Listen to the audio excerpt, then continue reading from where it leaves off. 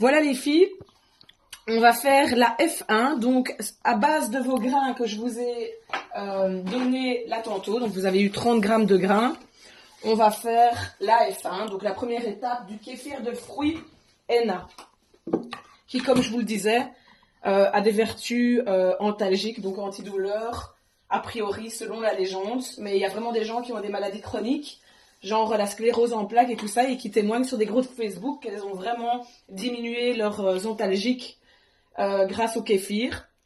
Donc, ce que je fais, moi pour bien respecter les dosages, je mets ma bouteille sur la balance et donc je mesure. Ici, je vais mettre les 30 grammes, à savoir que pour le kéfir henna, on peut monter jusqu'à 80 grammes par litre. Et a priori, à 80 grammes, il y a vraiment de gros bienfaits contre les douleurs. Mais vous devez augmenter progressivement. Ça ne va pas à tout le monde, une grosse concentration de kéfir et une grosse fermentation. Donc ça, c'est vraiment à vous d'expérimenter. Commencez par 30 grammes, ce sera déjà amplement suffisant. Moi, je monte plus ou moins à 40. Je mets 40 grammes. Je mets mon eau, qui est décantée, pour rappel. Je vais mettre mes 30 grammes, ici 40, mais vous 30 grammes de sucre.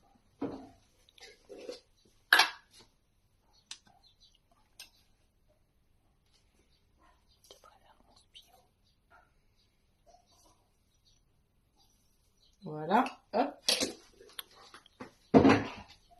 Les deux figues, là j'en ai mis deux, normalement il en faut une, mais elles sont tellement petites que voilà, j'en mets deux.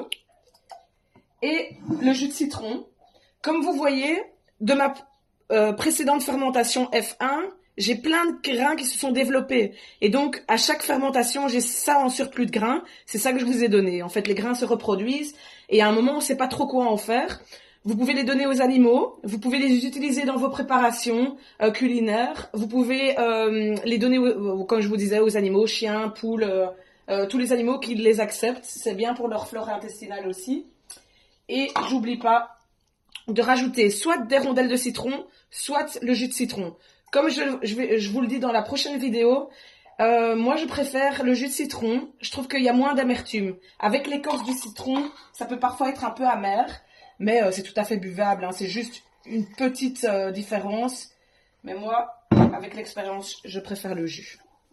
Donc voilà, là vous avez de quoi préparer votre première fermentation, kéfir. Qui doit rester 24 heures à température ambiante.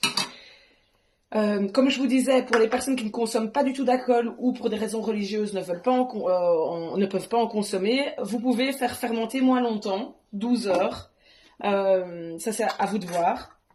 Mais moi je la laisse fermenter 24 heures à température ambiante et bouchon fermé. Il y a des gens qui le font bouchon ouvert et qui ferment à la F2, donc quand ils vont rajouter les fruits, les épices, les herbes de leur choix. Moi voilà, je préfère comme ça en F2, il est super pétillant et nous c'est ce qu'on aime. Mais le développement de la fermentation à bouchon fermé se fait beaucoup plus rapidement et donc il y a un peu plus d'alcool, mais quand je vous parle de pourcentage d'alcool, c'est minime, hein, c'est 1 ou 2% grand maximum en F2.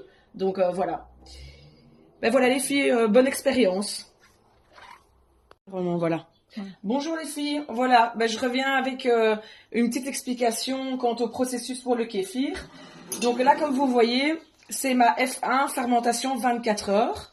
Donc j'ai mis 30 grammes de grains de kéfir, 30 grammes de sucre, donc c'est l'équivalent, 1 litre, plus ou moins, vu que c'est une bouteille d'1 litre, j'ai mis un petit peu moins, mais 1 litre d'eau décantée, je vous avais expliqué, c'est de l'eau que vous laissez à température ambiante, aéré dans un autre bocal, donc sans couvercle, pour que le chlore s'en aille. Il y a ma figue et les tranches de citron ou le jus de citron. Ça, vous pouvez choisir. C'est vrai que les tranches apportent parfois un peu plus d'amertume que le jus pur, donc c'est à vous de voir. Vous allez voir, après 24 heures, quand il fait chaud comme aujourd'hui, ça pétille déjà bien. Regardez. Faites attention, il y a des bouteilles de bonne qualité, parce qu'il y a certaines bouteilles qui pètent, hein, et ça peut faire des dégâts dans la cuisine. Voilà, vous voyez, ça pétille super fort, hein. Donc il faut un peu se méfier, faire en plusieurs fois. Et en fait, ce que je vais faire, je vais séparer le liquide de tous les autres ingrédients et le mettre dans une deuxième bouteille pour débuter la F2. C'est encore trop.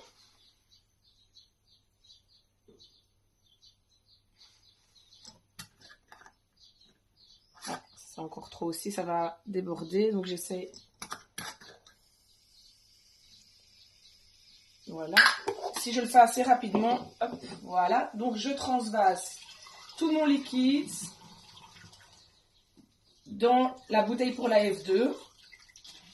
Ouh, catastrophe. Vous voyez, c'est bien. Je vous montre en direct ce qu'il ne faut pas faire. Donc, là, j'ai choisi des fruits rouges. Donc, moi, aujourd'hui, j'ai plus de menthe, malheureusement. Donc, ce sera des fraises. Moi, je prends des fruits surgelés. Donc, des fraises, des framboises, des fleurs d'hibiscus. Mais ça, c'est vraiment à votre goût. Par exemple, l'autre jour, j'ai fait menthe lavande. Vous pouvez faire avec du gingembre. Vous pouvez faire avec du... Enfin, laissez libre cours à votre imagination et surtout à vos goûts. Voilà.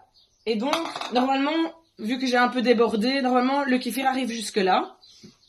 Quand vous avez fait 1 litre. Bon, vous essayez de faire ça un peu plus proprement que moi. Voilà.